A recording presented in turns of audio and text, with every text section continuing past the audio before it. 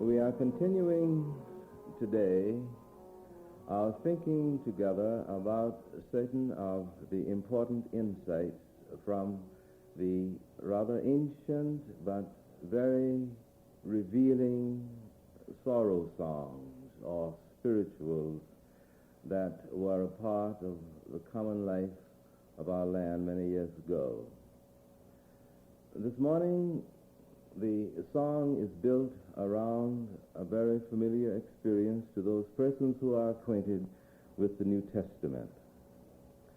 The blind man stood on the way and cried that he may receive his sight. This is the theme of the melody.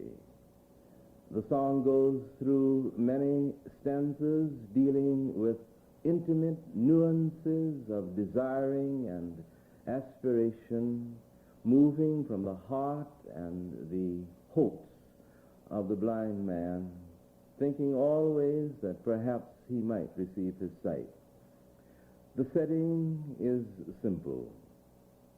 The blind man, who has always longed for his sight, hears the coming of Jesus and his disciples. The word has reached him that this man, this Jewish teacher, is a great healer. In fact, that he has healed men who were sick. So all of the hopes of the blind man center around each footstep as the little company approached him.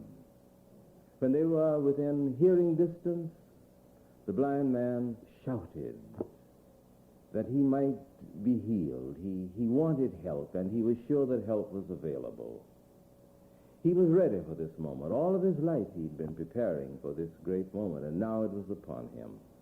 And in the story, as found in the New Testament, the blind man receives his sight. It is a rather interesting and exciting thing to be ready for your great moment when it comes. Sarah Teasdale has a poem about this. She describes how a lady was climbing a hill, and she was sure that if she could get to the top of the hill, she would get a view in many directions. She would be able to get her lungs full of fresh air.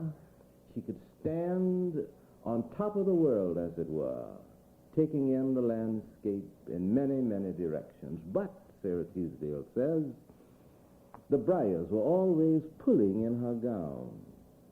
And then she suddenly realized that she had crossed over the crest of the hill and didn't know it. The briars were always pulling in her gown. And now, she says, all of the rest of the way will be only going down. Her moment had come, and she was so involved in other things that the moment had passed without any fulfillment. This is a part of the picture that is given here in this simple story of healing as found in the New Testament. But these early singers did a rather extraordinary thing with this song. You may recall that in the story, the blind man receives his sight. But in the song, the blind man does not receive his sight. The song begins with a cry that he might receive his sight, and it ends with the same cry. This suggests something that is very meaningful for us. What does one do with frustrations for which there seems to be no answer in the environment? This was the experience of the people who first sung this song. They had longed for freedom, but freedom hadn't come. Their lives were long nightmares of pain and frustration and disorder and longing. They wanted something with all of their passionate endeavor. They needed it. All of their life screamed, as it were, for it. But it did not come. What does one do with frustration under one's own circumstance, in the light of one's own tragic fact? This was the problem. Now, there are many options here. One is that sometimes a person who wrestles with frustration in this dimension becomes deeply embittered by life.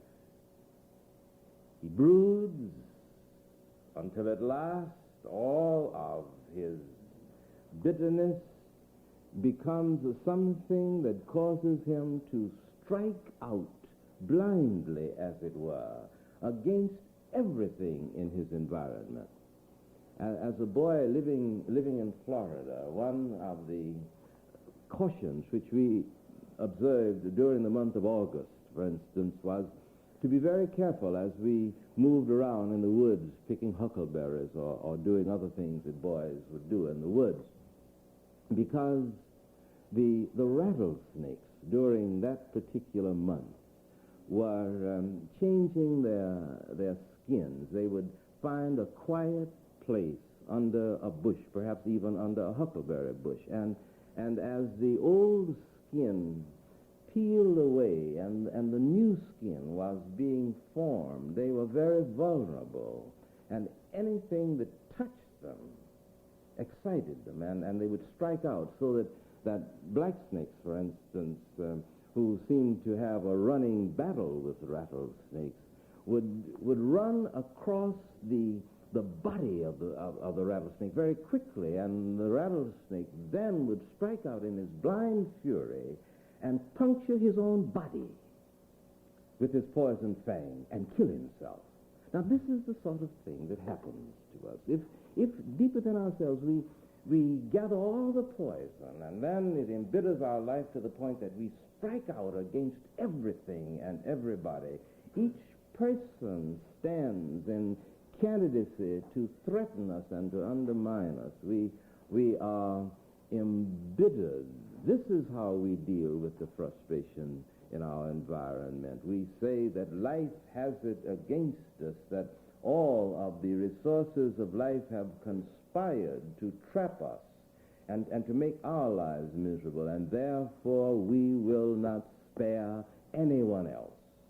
Any person who comes within the ken of our environment is liable to our vindictiveness and our poison. We make everybody pay for what we think life has done to us.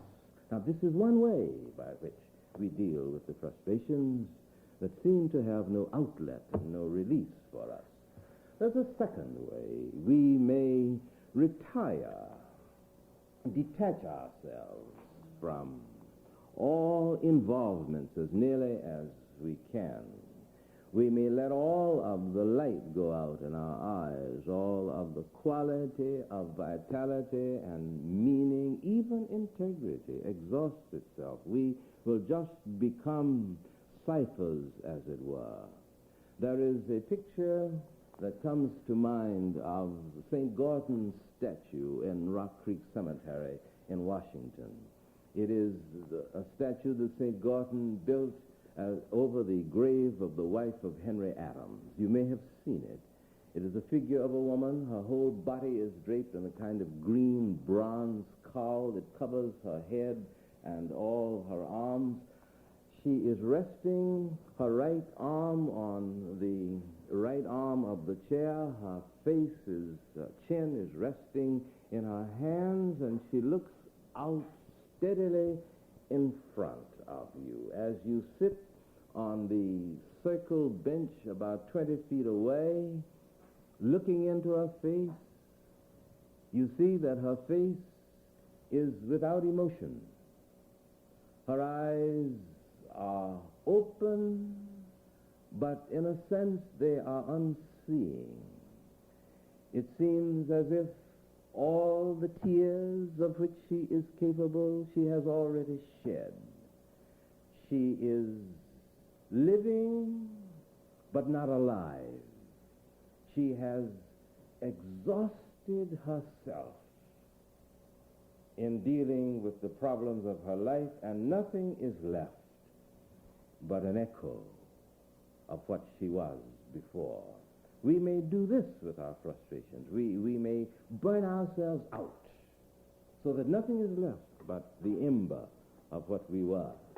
Now there is a third thing, and this is what was done with it in the song, and subsequently in the lives of these people as they wrestled with the overwhelming aspects of their own environment. We may take the raw materials of our environment and bring to bear upon them the kind of creative vitality and power, hope, dream, aspiration, yearning, yea, even spiritual conviction, so that we can reduce our environment and the things that frustrate us to manageable units of control.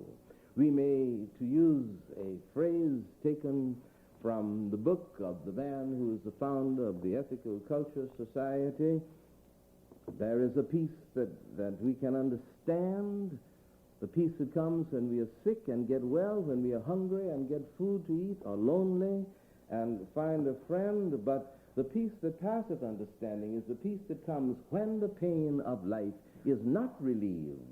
It is the peace that comes shimmering on the crest of a wave of pain. It is the spear of frustration transformed into a shaft of light. This is what these early singers did with the aspects of their environment that would not yield immediately to their demands and to their urgencies. The blind man stood on the way and cried that he might receive his sight. And life's answer to him, finally, was yes, as it will be to you and to me.